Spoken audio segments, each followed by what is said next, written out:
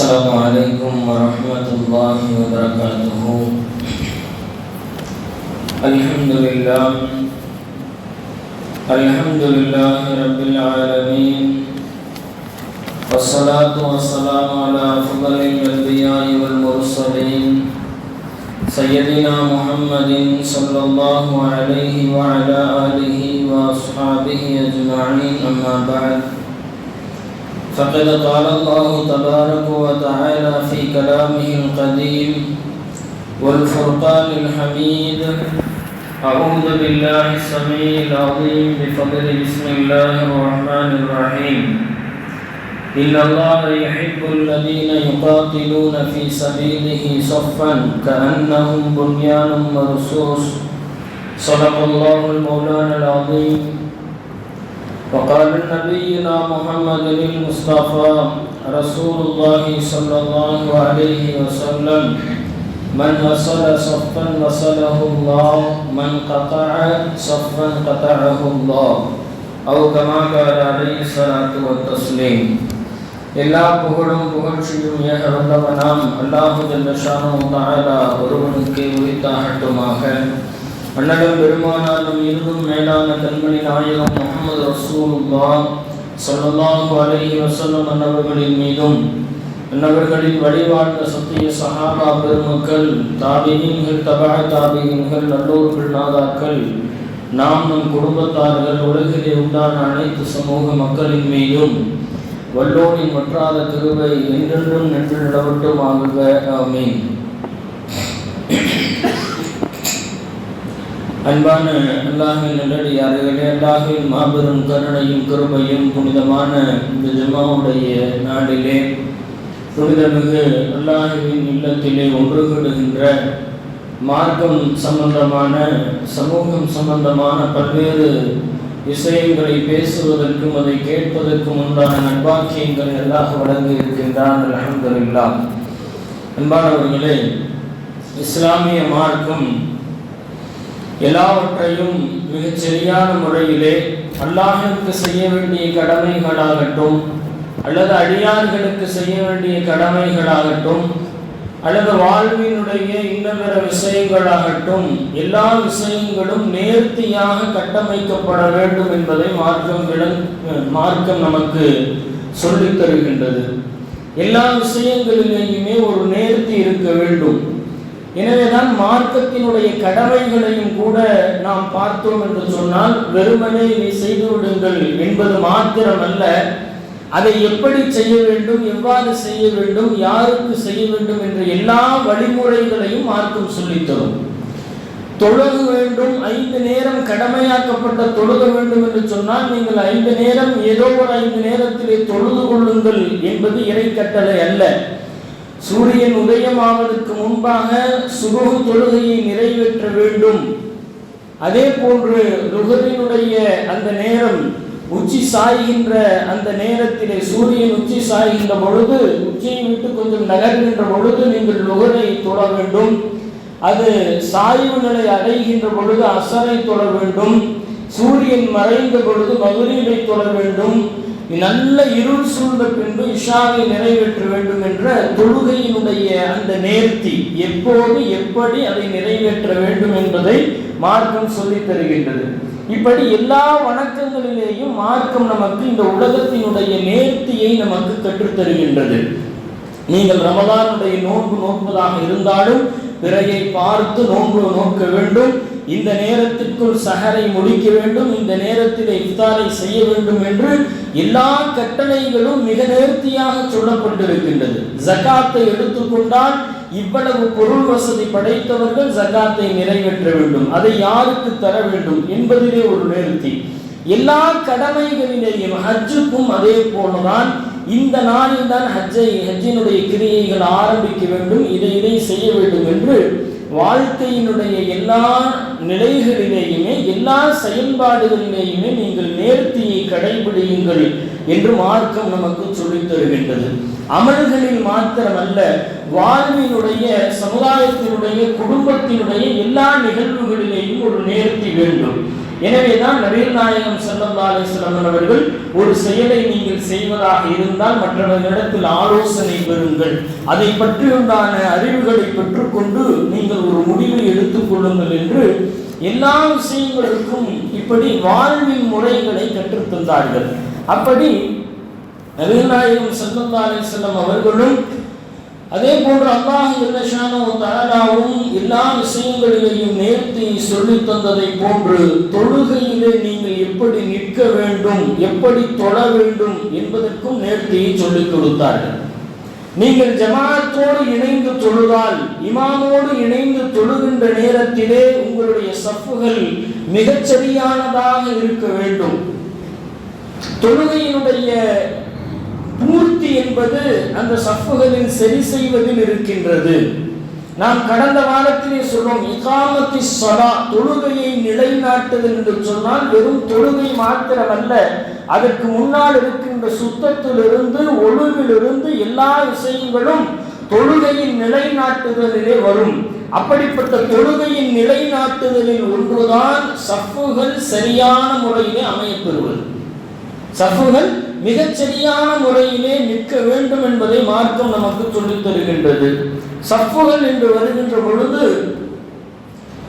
அல்லாஹ்வும் ரசூலும் நிறைய சஃப்புகளை, வரிசைகளை சிறப்பித்து தன்னுடைய குர்ஆனிலேயும் ஹதீஸிலேயும் அல்லாஹ்வும் ரசூலும் நமக்கு சொல்லித் தந்திருக்கின்றார்கள். அல்லாஹ் திருக்குர்ஆனிலே போர்க்களங்களிலே அல்லாஹ்வுக்காக போரிடக்கூடிய அந்த போராளிகள் மிகச் சரியான சஃப்புகளிலே நிற்கின்றார்கள் என்று, அதை அல்லாஹ் விரும்புகின்றான். போர்க்களத்திலே மிக அணியணியாக வரிசையாக நிற்பதை அல்லாஹ் விரும்புகின்றான். ஏனோ தானோ என்று இல்லாமல், இன்னல்லாஹ யுஹிப்புல் லதீன யுகாத்திலூன ஃபீ ஸபீலிஹி ஸஃபன் கஅன்னஹும் புன்யானும் மர்சூஸ். அல்லாஹ் தன்னுடைய திருமறையிலே சொல்லி காட்டுவான், ஈயத்தால் கட்டப்பட்ட ஒரு சுவர் எப்படி நிற்குமோ, ஈயத்தால் கட்டப்பட்ட ஒரு சுவர் எப்படி நிலைத்திருக்குமோ, மிக ஸ்ட்ராங்காக இருக்குமோ, அதுபோன்று போர்க்களங்களிலே யார் நிலைத்திருக்கின்றார்களோ, சஃபாக அணிவகுத்து நிற்கின்றார்களோ அவர்களை அல்லாஹ் விரும்புகின்றான் என்று திருக்குர்ஆன் சொல்லுகின்றது. திருக்குர்ஆனுடைய 114 சூறாக்களிலே சூரத்து ஸஃப், வரிசை என்றே ஒரு சூறாவுக்கு பெயர். ஒரு சூறாவினுடைய பெயர் ஸஃப், சூரத்து ஸஃப், வரிசை என்பதே பெயராக கொடுக்கப்பட்டிருக்கின்றது. அல்லாஹ் திருக்குர்ஆனிலே நிறைய விஷயங்களிலே சத்தியமிடுகின்றான். சூரியனின் மீது சத்தியமாக, சந்திரனின் மீது சத்தியமாக, காலத்தின் மீது சத்தியமாக என்று நிறைய சத்தியங்களை அல்லாஹ் சொல்லுகின்றான். அதிலே ஒன்று வஸ்ஸாஃபாத்தி ஸஃபா, அணிவகுத்து சரியான முறையில் நிற்பவர்களின் மீது சத்தியமாக என்று, சரியாக நேர்கோட்டிலே சஃப்புகளை சரி செய்து கொள்பவர்களின் மீது அல்லாஹ் சத்தியமிட்டு அவர்களை கண்ணியப்படுத்துகின்றான். அல்லாஹ் ஒரு பொருளின் மீது சத்தியமிட்டால் அவர்கள் மிக உயர்ந்தவர்கள், உயர்வான பொருட்களின் மீது தான் அல்லாஹ் சத்தியமிடுவான் என்பதையும் நாம் அறிந்து கொள்ள வேண்டும். முஃபஸ்ஸிரீன்கள் சொல்லுவார்கள், அல்லாஹ் சஃபாக அணிவகுத்து நிற்பவர்களின் மீது சத்தியமிடுகின்றான். இது எந்த சஃபை குறிக்கின்றது, எந்த வரிசையின் மீது அல்லாஹ் சத்தியமிடுகின்றான்? முஃபஸ்ஸிரீன்கள் 3 வரிசைகளை சொல்லித் தருவார்கள். இது அல்லாஹ் மலக்குகள் சஃபாக நின்றிருப்பதை அல்லாஹ் குறிக்கின்றான். இன்னும் 2வது விளக்கம் சொல்வார்கள், போர்க்களத்திலே சஃப்புகள் நிற்கின்றதே அதை குறித்து அல்லாஹ் பேசுகின்றான். 3வதாக முஃபஸ்ஸிரீன்கள் சொல்லுவார்கள், தொழுகையிலே ஒரே மாதிரியான சஃபாக நிற்கின்றார்களே, இதை பற்றி அல்லாஹ் இந்த இடத்திலே அதன் மீது சத்தியமிடுகின்றான் என்று இந்த 3 வகையினரையும் அல்லாஹ் இங்கே குறிக்கின்றான் என்பது இந்த ஆயத்தினுடைய நோக்கம். இப்படி சஃப்பு என்பது மனிதர்கள் மாத்திரமல்ல, மலக்குகளும் கூட சஃப்பாக அணிவகுத்து நிற்கின்றார்கள் என்று நபிகள் நாயகம் ஸல்லல்லாஹு அலைஹி வஸல்லம் அவர்கள் சொல்லுவார்கள். மனிதர்கள் இந்த உலகத்திலிருந்து மரணித்த பின்பு நாளை ஆகிரத்திலே எல்லா ரூஹுகளும் எழுந்து நிப்பாட்டப்படுகின்ற அந்த நேரத்திலே அல்லாஹ் சொல்லுகின்றான், ரூஹுகள் கூட சஃபாக அணிவகுத்து நேர்த்தியாக நிற்கும் என்று அல்லாஹ் தன்னுடைய திருமறையில் சொல்லி காட்டுகின்றான். யௌம யகூமுர் ரூஹு வல் மலாயிகத்து ஸஃபன் லா யதகல்லமூன இல்லா மன் அதின லஹு ரஹ்மானு வ கால ஸவாபா. மலக்குமார்களும் மனிதனுடைய ரூஹுகளும் சஃபாக அணிவகுத்து நிற்கின்ற நாளை மறுமை நாளிலே லா யதகல்லமூன இல்லா மன் அதின லஹுர் ரஹ்மான், அல்லாஹ் யாருக்கு அனுமதி இருந்தானோ அவர்களை தவிர மற்ற எவரும் அந்த நாளிலே பேச முடியாது. இந்த திருக்குர்ஆனினுடைய வசனங்கள் நாளை ஆகிரத்திலே ரூஹுகளும் மலக்குமார்களும் கூட சஃபாக நேர்த்தியாக அணிவகுத்து நிற்பார்கள் என்பதை இந்த வசனங்கள் நமக்கு சொல்லித் தருகின்றது. அல்லாஹ் தன்னுடைய திருமறையிலே சுவனவாதிகளை பற்றி குறிப்பிடுவார். சுவனவாதிகள் எப்படி இருப்பார்கள்? அவர்கள் சஃபாக இருப்பார்கள் என்று திருக்குர்ஆனில் அல்லாஹ் சொல்லுகின்றார். முத்தகிஈன அலா சுருரின் மஸ்ஃபூஃபா, அந்த சுவனத்தினுடைய கட்டில்களின் மீது சுவனவாசிகள் வரிசையாக இருப்பார்கள். வஸப்பஜ்னாஹும் பிஹூரின், அவர்களுக்கு ஹூருனின் பெண்களை திருமணம் முடித்து வைக்கப்படும் என்ற வசனங்கள் திருக்குர்ஆனிலே சுவனவாதிகளும் கூட நாளை சஃபிலே சரியாக இருப்பார்கள் என்பதை அல்லாஹ் சொல்லித் தருகின்றான். அது மாத்திரமல்ல, மஹ்ஷர் பெருவெளியில் ஒரு மனிதன் எழுந்து நிற்கின்ற பொழுதும் கூட வஉரிது அலா ரப்பிக ஸஃபா, நாளை ஆகிரத்திலே எல்லா மனிதர்களும் எழுந்து நிப்பாட்டப்படுகின்ற பொழுது சஃபாக நிற்பார்கள். இப்படி ஒரு மனிதர்களாக இருக்கட்டும், மலக்குகளாக இருக்கட்டும், ரூஹுகளாக இருக்கட்டும், சஃபை சரி செய்வது என்பது அல்லாஹ்வுக்கு மிக பிடித்தமானது. யார் சஃபிலே தவறிழைக்கின்றார்களோ அல்லாஹ் அவர்கள் மீது சாபம் விடுகின்றான் என்பதையும் மார்க்கம் நமக்கு சொல்ல மறக்கவில்லை. இப்படி சஃபுகள் என்பது இன்றைய தினத்திலே நாம் கவனிக்க வேண்டிய, கவனமற்று இருக்கின்ற விஷயங்களில் ஒன்று. இந்த சமுதாயம் இன்றைக்கு சஃபுகளினுடைய நிலை மிக மோசமாக இருக்கின்றது. நபிகள் பெருமானார் ஸல்லல்லாஹு அலைஹி வஸல்லம் அவர்கள் சொல்லுவார்கள், வலா தஹ்தலிஃபு ஃபதஹ்தலிஃப குலூபுக்கும், நீங்கள் சஃபுகளிலே மாறுபட்டால் உங்களுடைய உள்ளங்கள் மாறுபட்டு விடும் என்று நபிகள் பெருமானார் ஸல்லல்லாஹு அலைஹி வஸல்லம் அவர்களுடைய எச்சரிக்கைகளை நாம் பார்க்கின்றோம். பெருமானார் ஸல்லல்லாஹு அலைஹி வஸல்லம் சொல்லுவார்கள், சஃபு சுஃபூஃபக்கும், உங்களின் தொழுகைகளின் சஃபுகளை நீங்கள் சரி செய்து கொள்ளுங்கள். ஃபஇன்ன தஸ்வியத ஸுஃபூஃபி மின் இகாமத்திஸ் ஸலாத், தொழுகையை நிலைநாட்டுதல் என்பது சஃபுகளை சரி செய்வதும் தொழுகையில் நிலைநாட்டுவதிலே வந்துவிடும். யார் தொழுகையை நிலைநாட்டினார்களோ அவர்கள் முத்தகீன்கள் என்று குர்ஆன் சொல்லுகின்றது. யார் அந்த முத்தகீன்களுடைய பட்டியலில் வர வேண்டுமோ அவர்கள் சஃபுகளை சரி செய்தால்தான் அவர் உண்மை முஃமினாக, முத்தகீனாக ஒருவர் ஆக முடியும் என்றால் அவர் தொழுகையின் சஃபுகளிலே மிகச்சரியாக நிற்க வேண்டும் என்பதை பெருமானார் ஸல்லல்லாஹு அலைஹி வஸல்லம் சொல்லுவார்கள். இன்னொரு ஹதீஸிலே சொல்லுவார்கள், ராசு சுஃபூஃபக்கும் வகாரிபு பைனஹா, நீங்கள் சஃபுகளை சரி செய்யுங்கள், நெருக்கமாக நில்லுங்கள் என்று பெருமானார் ஸல்லல்லாஹு அலைஹி வஸல்லம் சொல்லுகின்றார்கள். இன்றைக்கு அந்த நெருக்கம் கொஞ்சம் யாராவது கொஞ்சம் ஒரு மாதிரியாக தெரிந்தால், அல்லது அவர் ஆடை ஒரு மாதிரியாக தெரிந்தால் கொஞ்சம் சஃபிலிருந்து விலகி நிற்கக்கூடிய சூழ்நிலைகள் எல்லாம் இருக்கின்றது. ஆனால் இஸ்லாம் என்பது எல்லா விதமான தீண்டாமைகளையும் ஒழித்தது. இஸ்லாமிலே மனிதர்களுக்கு மத்தியிலே பாகுபாடுகள் இல்லை, தீண்டாமை என்பது இல்லை. இஸ்லாம் எனவேதான் ஒரே சஃபிலே அவர் ஏழையாக இருந்தாலும் சரி, பணக்காரராக இருந்தாலும் சரி, அரசனாக இருந்தாலும் சரி, ஆண்டியாக இருந்தாலும் சரி, எல்லோரும் ஒரே சஃபிலே வந்து நிற்க வேண்டும் என்ற இந்த அற்புதமான கடமையை மார்க்கம் இந்த சமுதாயத்துக்கு மிகப்பெரிய பாடமாக நமக்கு சொல்லித் தந்திருக்கின்றது. எவ்வளவு பெரிய உயர் அதிகாரியாக இருந்தாலும் சரி, அவர் எல்லா மக்களோடும் சரிசமமாக வந்து நின்று தொழுகையை நிறைவேற்ற வேண்டும் என்று மார்க்கம் சொல்லுகின்றது. எனவே அப்படிப்பட்ட சஃபுகளிலே நீங்கள் இடைவெளி இல்லாமல் நின்று கொள்ளுங்கள், அது உங்களுடைய உள்ளங்களை ஒன்றுபடுத்தும் என்பது நபிகளாரினுடைய வாக்கு.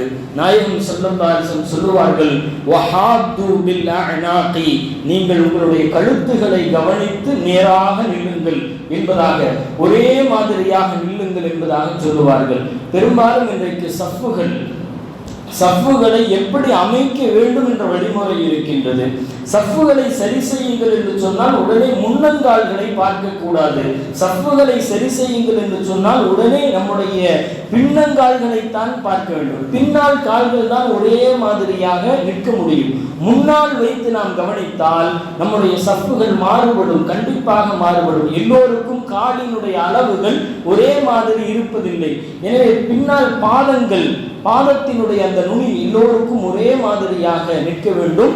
சஃப்புகளை சரி செய்வதில் அதைத்தான் கவனிக்க வேண்டும். நாயகம் ஸல்லல்லாஹு அலைஹி வஸல்லம் சொன்னார்கள், நீங்கள் ஷைத்தானுக்கு இடமளித்து விடாதீர்கள். உங்களுடைய வரிசைகளிலே சஃப்புகளிலே ஷைத்தான் இடையிலே சின்ன கேப் கிடைச்சால் உள்ளே நுழைந்து விடுவான். எப்படி சிறிய ஆட்டுக்குட்டியில் நுழைவதை போன்று நுழைந்து விடுவான் என்று நபிகள் பெருமானார் ஸல்லல்லாஹு அலைஹி வஸல்லம் அவர்கள் நமக்கு சொல்லி தந்திருக்கின்றார்கள். அது மாத்திரமல்ல, சஃப்புகளுடைய விஷயங்களிலே எச்சரிக்கைகள் இருக்கின்றது. எந்த சஃப்புகள், தொழுகையினுடைய சஃப்புகள் சரியாக நிவர்த்தியாக நெருக்கமாக நிற்கின்றார்களோ, இடைவெளி இல்லாமல் நிற்கின்றார்களோ, அந்த மனிதர்களுடைய உள்ளங்கள் ஒன்றுபடும். பெருமானார் ஸல்லல்லாஹு அலைஹி சொல்வார்கள், லது சவ்வுன்ன சுஃபூஃபக்கும் அவ் ல யுஹாலிஃபன்னல்லாஹ பைன உஜூஹிக்கும். நீங்கள் சஃப்புகளை சரி செய்யுங்கள், நீங்கள் அப்படி சரி செய்யாமல் மாற்றம் செய்தால் உங்களுடைய முகங்களை அல்லாஹ் மாற்றி விடுவான் என்று எச்சரித்தார்கள். இதற்கு ஹதீஸினுடைய முஹத்திஸீன்கள் பல்வேறு விளக்கங்களை சொல்லுவார்கள்.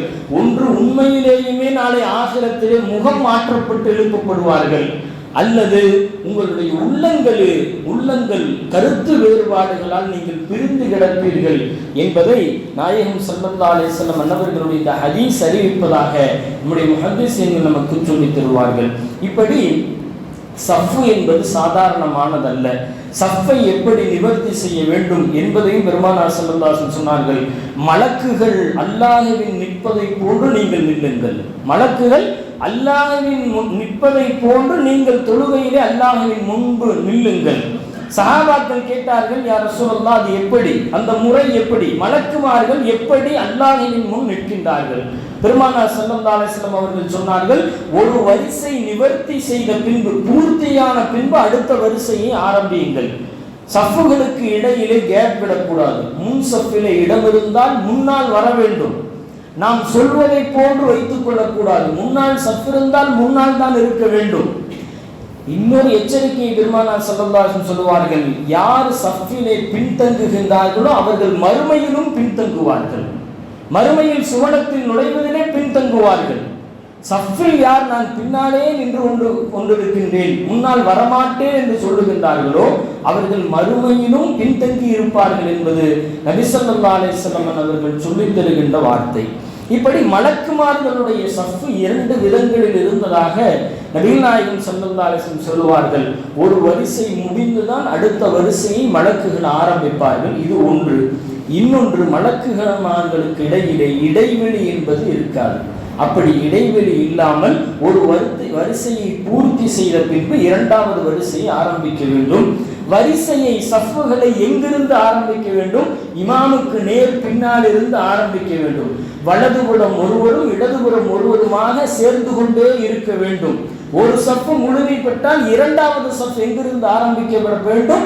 அதே இமாமுக்கு பின்னால் இருந்துதான் ஆரம்பிக்கப்பட வேண்டுமே தவிர வேறொரு ஓரத்தில் இருந்து சஃப்புகளை ஆரம்பிக்க கூடாது என்பதெல்லாம் சஃப்புகளிலே நாம் கவனிக்க வேண்டிய விஷயங்கள். அதே போன்று யார் முன்னால் நிற்பது, அதிலேயும் மார்க்கம் நமக்கு வழிகாட்டுகின்றது. முதல் சஃப்பில் நிற்பவர்கள் யார்? மார்க்கம் நமக்கு சொல்லித் தருகின்றது, வயதில் மூத்தவர்களும் மார்க்கத்தை நன்கு விளங்கியவர்களும் இமாமுக்கு பின்னால் நிற்க வேண்டும். வயதில் மூத்தவர்களும் மார்க்கத்தை நன்கு விளங்கியவர்களும் முன் சஃப்பிலே வந்து நிற்க வேண்டும். ஏனென்றால் தொழுகையினுடைய பல்வேறு சட்டங்களை தெரிந்தவராக பின்னால் நிற்பவர் இருக்க வேண்டும். எனவேதான் இமாமுக்கு ஏதாவது ஒரு ஆயத்திலே இடையூறு ஏற்பட்டால் எடுத்து கொடுப்பவர்களாக, தொழுகையினுடைய ஞாபகத்தில் இருப்பவர்களாக, இபாதத்தில் பேணுதல் உள்ளவர்களாக பின்னால் நிற்பவர்கள் இருக்க வேண்டும். அதற்கு பின்புதான் குழந்தைகளை நிறுத்த வேண்டும் என்பது மார்க்கம் நமக்கு சொல்லித் தருகின்ற வழிமுறைகள். இந்த சஃப்பினுடைய விஷயத்திலே அன்பானவர்களே, நபிகள் பெருமானார் ஸல்லல்லாஹு அலைஹி வஸல்லம் அவர்கள் இந்த சஃப்புகள் குறித்து, இந்த சஃப்பு சரியாக இருப்பது என்பது, அதனால் 3 பயன்களை பெருமானார் ஸல்லல்லாஹு அலைஹி வஸல்லம் சொல்வார்கள். சஃப்பு சுஃபூஃபக்கும், நீங்கள் உங்களுடைய சஃப்புகளை சரி செய்யுங்கள். ஃபஇன்ன தஸ்வியத ஸஃபி, நீங்கள் சஃப்புகளை சரி செய்வது மின் தமாமிஸ் ஸலா மின் இகாமிஸ் ஸலா மின் ஹுஸ்னிஸ் ஸலா. 3 விஷயங்களை பெருமானார் ஸல்லல்லாஹு அலைஹி வஸல்லம் சொல்வார்கள். ஒன்று, தமாமிஸ் ஸலா, தொழுகை பரிபூரணமாக வேண்டுமா, சஃபை சரி செய்யும். நீங்கள் சஃபை சரி செய்தால் தொழுகை தமாம் பரிபூரணமாகும். இரண்டாவது இகாமிஸ் ஸலா, தொழுகையை நிலைநாட்டியவருடைய பட்டியலிலே நீங்கள் வந்து விடுவீர்கள் சஃபை சரி செய்தால். மின் ஹுஸ்னிஸ் ஸலா, உங்களுடைய தொழுகை அழகான தொழுகையாக ஆகிவிடும். இந்த மூன்றும் கிடைக்க வேண்டும் என்று சொன்னால் நீங்கள் சஃப்புகளை சரி செய்ய வேண்டும் என்பது நாயகம் ஸல்லல்லாஹு அலைஹி வஸல்லம் அவர்களுடைய வாக்கு. சஹாபா பெருமக்கள் சொல்லுவார்கள், நபிகள் நாயகம் ஸல்லல்லாஹு அலைஹி வஸல்லம் அவர்கள் சஃப்புகளை எப்படி சரி செய்வார்கள் தெரியுமா? ஒரு அம்பு அடுக்கி வைக்கப்பட்டால் எப்படி சீராக இருக்கும், அம்புகள் அடுக்கி வைக்கப்பட்டால் எப்படி சீராக இருக்குமோ அப்படி பெருமானார் ஸல்லல்லாஹு அலைஹி வஸல்லம் அவர்கள் சஃப்புகளை சரி செய்வார்கள் என்று சஹாபாக்கள் அறிவிக்கின்றார்கள். இந்த சஃப்புகளிலே இன்னும் நிறைய விஷயங்கள் சஃப்புகளை குறித்து மார்க்கம் நமக்கு சொல்லித் தரும். நாயகம் ஸல்லல்லாஹு அலைஹி வஸல்லம் அவர்களுடைய ஒரு எச்சரிக்கையான ஒரு ஹதீஸை நாம் கவனிக்க வேண்டும். மன் வஸல ஸஃபன் வஸலஹுல்லாஹ், யார் சஃப்போடு சேர்ந்து இருக்கின்றார்களோ, நெருக்கத்துக்காக பாடுபட்டு அந்த சஃப்பை சரி செய்து நிற்கின்றார்களோ, அவர்களோடு சஃப்போடு சேர்ந்தவர்களோடு அல்லாஹ் சேர்ந்து கொள்ளுகின்றான். யார் சஃப்பை துண்டிக்கின்றார்களோ, மன் கதஅ ஸஃபன் கதஅஹுல்லாஹ், யார் சஃப்பை துண்டித்து நிற்கின்றார்களோ, இடைவெளி விட்டு நிற்கின்றார்களோ, அவர்களை அல்லாஹ் துண்டித்து விடுகின்றான் என்பது பெருமானார் ஸல்லல்லாஹு அலைஹி வஸல்லம் அவர்கள் சொல்லுகின்ற எச்சரிக்கையான வார்த்தைகள். அதே போன்று வேண்டுமென்றே பின்னால் சஃப்புக்கு போகக்கூடாது.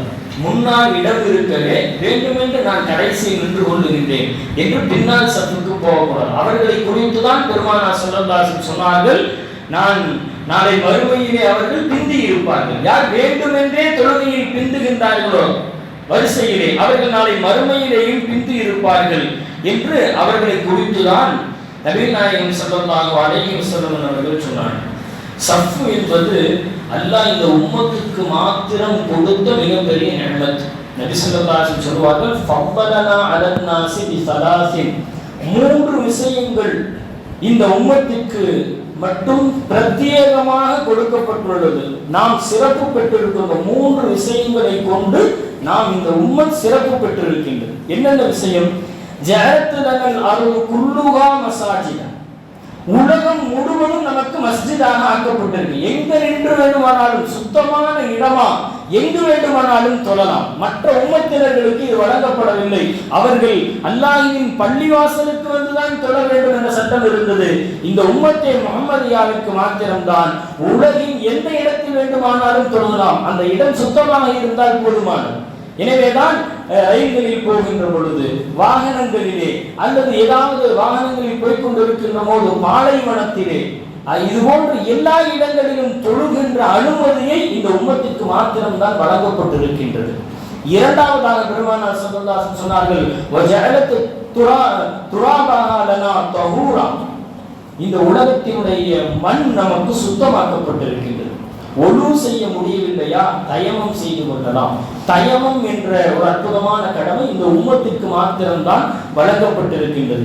தண்ணீரில் கை வைக்க முடியாத நோய் இருக்கின்றதா, அந்த சூழ்நிலையிலே நீங்கள் மண்ணை தொட்டு தயமம் செய்து கொள்ளலாம் என்ற அந்த சிறப்பு இந்த என்னுடைய உம்மத்திற்கு தான் இருக்கின்றது. மூன்றாவதாக பெருமானார் ஸல்லல்லாஹு அலைஹி வஸல்லம் சொன்னார்கள், வஜஅல ஸுஃபூஃபனா கஸுஃபூஃபில் மலாயிகா, நம்முடைய சஃப்புகள் மலக்குமார்களுடைய சஃப்புகளுக்கு தோதுவாக இருக்கின்றது. இந்த மூன்றும் இந்த உம்மத்திற்கு கிடைக்கப்பட்ட மாபெரும் நிஅமத்.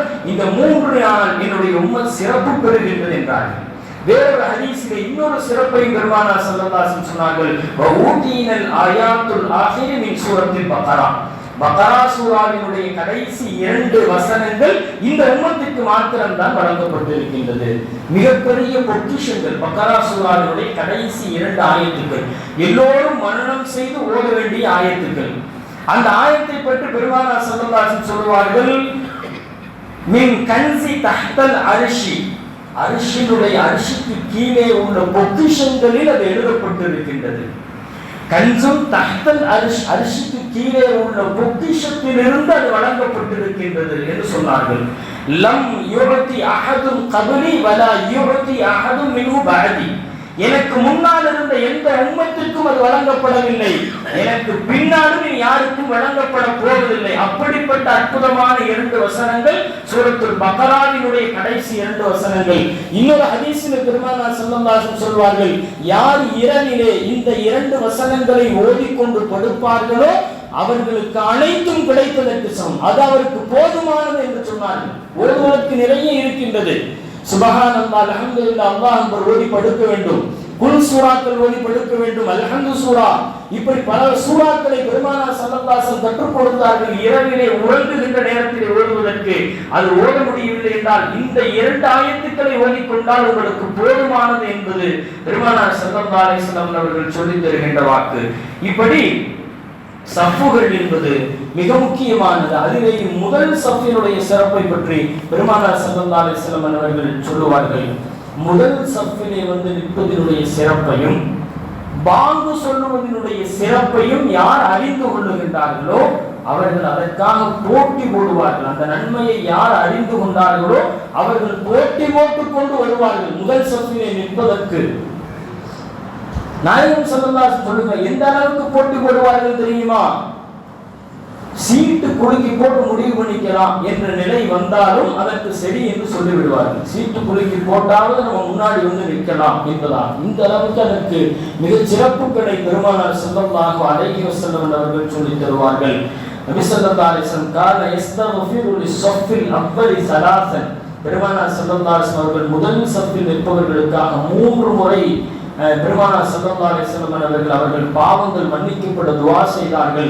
வலிசானி மர்ரத்தன், அதற்கு பின்னால் நிற்பவர்களுக்காக 1 முறை பெருமானார் ஸல்லல்லாஹு அலைஹி வஸல்லம் அவர்களின் பாவங்கள் அழிக்கப்படுவதற்காக துஆ செய்திருக்கின்றார்கள் என்ற விஷயங்கள் நாம் சஃப்பிலே எந்த அளவுக்கு நாம் கவனத்தை செலுத்த வேண்டும், முதல் சஃப்புக்கு எவ்வளவு மரியாதைகளை தர வேண்டும், இன்றைக்கு தொழுகையினுடைய விஷயங்களிலே மிகவும் நாம் கவனிக்க வேண்டியது இந்த சஃப்பினுடைய விஷயங்கள். எவ்வளவு சில நபர்கள் எவ்வளவு அழைத்தாலும் வரமாட்டீங்க, சஃப்ல சேருங்கன்னு சொன்னாலும் சேருது. எத்தனையோ நம்முடைய ஒழுக்க நடைமுறைகள் இன்னமும் இந்த சமுதாயத்துக்கு சொல்லிக் கொடுக்கப்பட்டே இருக்கின்றது. இன்னமும் மாற்றுவதாக நிறைய விஷயங்கள் இல்லை. இன்னமும் நாம் ஏலான் செய்து கொண்டே இருக்கின்றோம்.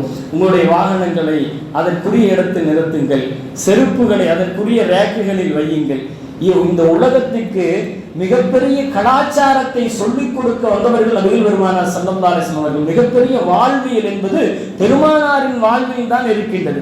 அப்படிப்பட்ட உன்னத கலாச்சாரம் கொடுக்கப்பட்ட நாம் இன்னமும் சின்ன சின்ன விஷயங்களையும் கூட சரியாக அதை நாம் நடைமுறைப்படுத்துவதில்லை. இன்னமும் நாம் சொல்லிக்கொண்டேதான் இருக்கின்றோம். பள்ளிக்குள் வந்தவர்கள் செல்போன்களை ஆஃப் செய்யுங்கள், செருப்புகளை ரேக்கில் வையுங்கள், சொல்லிக்கொண்டே இருக்கின்றோம். அல்லாஹ் நமக்கு தௌஃபீக் செய்வானாக. வாழ்வின் ஒழுக்க நடைமுறைகளை கடைபிடித்து வாழ்வதற்கு அல்லாஹ் தௌஃபீக் செய்வானாக. அதிலே சஃப்புகளும் ஒன்று. சஃப்பை சரியான முறையில் அமைத்துக் கொள்வது, நாம் முன்னால் சொன்னதை போன்று நடுவிலிருந்து இமாமுக்கு பின்னிருந்து நாம் சஃப்புகளை ஆரம்பிக்க வேண்டும். ஒரு சஃப்பு பூர்த்தியான பின்புதான் அடுத்த சஃப்புகளை நாம் ஆரம்பிக்க வேண்டும். சஃப்புகளுக்கு இடையிலே இடைவெளியை விடக்கூடாது. இன்னும் பல்வேறு ஒழுக்க நடைமுறையும் நம்முடைய வாழ்க்கையில் இருக்கின்றது. மிக முக்கியமான ஒரு ஒழுக்க நடைமுறையும் முக்கியமான ஒரு அறிவிப்பும் கூட நம்முடைய மஹல்லாவாசிகளுக்கு.